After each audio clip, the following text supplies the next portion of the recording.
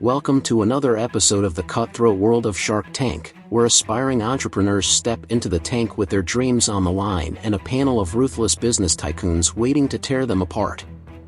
While some leave with million-dollar deals and their futures secured, others leave with shattered hopes and broken hearts. In this video, we're going to take you on a roller coaster ride of emotions as we explore the Sharks' most memorable rejections. From cringeworthy pitches that left the Sharks in disbelief to products that sounded too good to be true, we'll dissect the reasons why some of the most promising pitches failed to impress. Get ready for a wild ride as we examine the drama, the tears, and the jaw-dropping moments that left the Sharks speechless. But it's not all doom and gloom. Perhaps some lessons can be learned from these rejections. Let's get right into the highs and lows of one of the most cutthroat shows on television. Top rejections on Shark Tank. Number 1, the Sullivan generator. If you would talk the walk, be ready to walk the talk. But somehow, the pitcher of this product was oblivious to this statement. The Sullivan generator was a product that promised to generate free energy from magnets. The inventors claimed that the device could power an entire household without the need for external power sources. Crazy idea, right? So why would the Sharks reject such an innovative idea? The reason is one. The most prominent question an investor can leave after making your pitch is the question of validity. The claims you make in your pitch, how valid are they? The Sharks expressed concerns about the validity of the claims made by the inventors and the lack of scientific evidence to support the product's effectiveness. This was a hard pill to swallow for the inventors, but to be fair, they did leave more than an excuse. They were kind enough to point out that if the product did indeed work as claimed, it would be a game-changer in the energy industry and that the inventors would be better off pursuing a patent and licensing the technology to the existing energy companies. Was the advice taken? Unfortunately, after the show's rejection, the Sullivan generator did not gain significant traction in the market, and the company appears to have folded. I mean, you can't really blame the Sharks for rejecting the idea then. Number 2, Copa Divino. In the second season of Shark Tank, Copa Divino was rejected by the Sharks despite that it was initially well received by them. What's the background story? Copa Divino is a portable wine glass that was pitched on Shark Tank by James Martin. The pitch was fantastic, but the Sharks didn't want equity.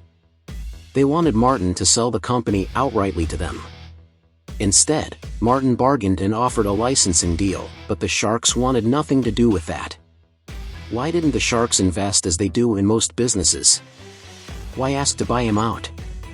The Sharks felt that Martin's reluctance to sell the company was indicative of his lack of commitment to the business and its potential for growth.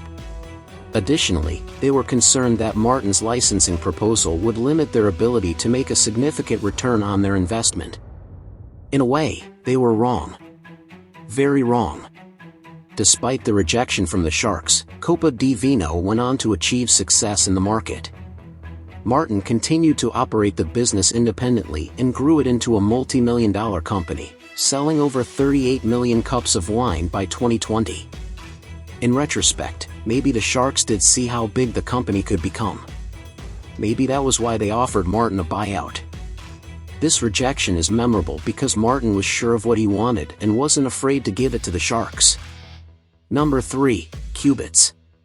If you are familiar with the educational toy names Qubits, you might not know that the product was once rejected on the Shark Tank show. Qubits, an educational toy that aimed to teach children about geometry, was pitched on Shark Tank by Mark Berginger in Season 3. The Sharks rejected the product on sight?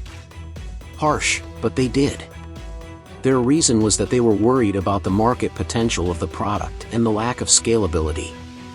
The Sharks were skeptical of the educational toy's appeal to a wide audience and felt that the product was too niche to achieve significant success in the market.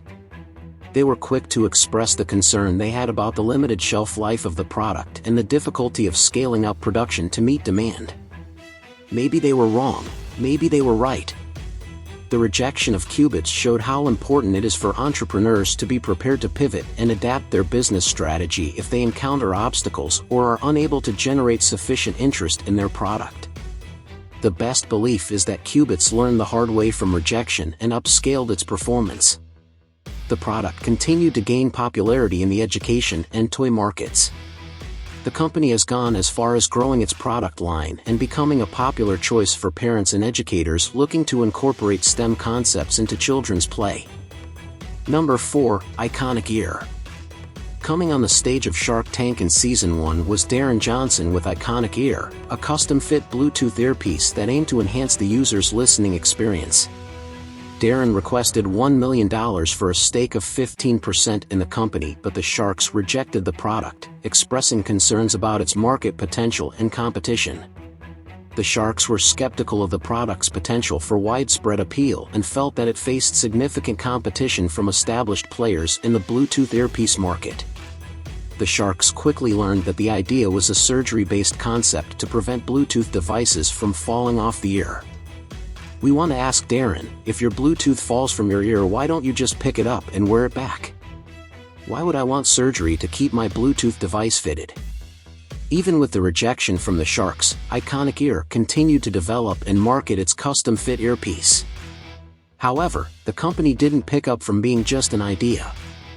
This company pitch remains memorable as it highlights the extent to which people are willing to go to seek solutions to inconveniences irrespective of how little they are. Number 5. Euroclub. Dr. Floyd Seskin advertised Euroclub, a portable urinal explicitly made for golfers, on Shark Tank in episode 111.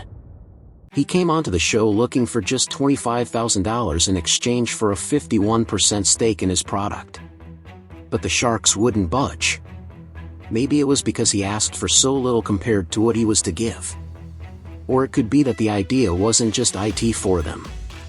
The Sharks finally rejected the device due to reservations about its general appeal and small market, despite the possibility that it could help a golfer avoid an embarrassing situation. The sales volume for a product with such a limited target market raised concerns from the Sharks.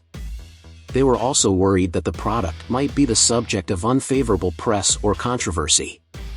The Sharks ultimately decided against investing in Euroclub because they considered the risks outweighed the possible returns. But as of July 2021, reports say that Euroclub was still in business. Perhaps, leverage from the exposure it received from being on the show. One can only expect that the company now generates more than the $70,000 in sales revenue presented during the pitch. Number 6. Doorbot. This is most definitely one of the products that the Sharks regret turning away. The potential was there, but the Sharks just weren't sitting in the right viewing stance to see it. The idea of Doorbot consists basically of a button that would activate a doorbell that rings on the user's smartphone. The idea was to the end that you never have to miss a visitor or a delivery man, as Jamie, the brain behind Doorbot, had done. But the majority of the Sharks did not see the dream and came up with diverse reasons not to do business. The one deal he received didn't seem like a good deal since he had made $1 million in online sales. A Shark, Kevin O'Leary, offered the initial ask of $700,000, 10% royalty, which would drop to 7% after the initial investment is gotten, and an additional request of 5% equity in the business. But they don't call Doorbot the one that got away for no reason. After rejecting their offer, he moved the product from being just an online sales to retail outlets till he got investment from Richard Branson and rebranded it as Ring. Though the chain of ownership has gone through quite a bit, Ring is owned by Amazon and turns out nothing less than $300 million per year in sales. Shark Tank has given us some of the most iconic entrepreneurial experiences, including spectacular successes and heartbreaking rejections. These tales show us that, despite the pain of failure, there is still hope. And brands like Doorbot show that sometimes, the Sharks might not be right. If you enjoyed this video, you know what to do. Tell us the brand you thought could have done better if the Sharks didn't turn it away.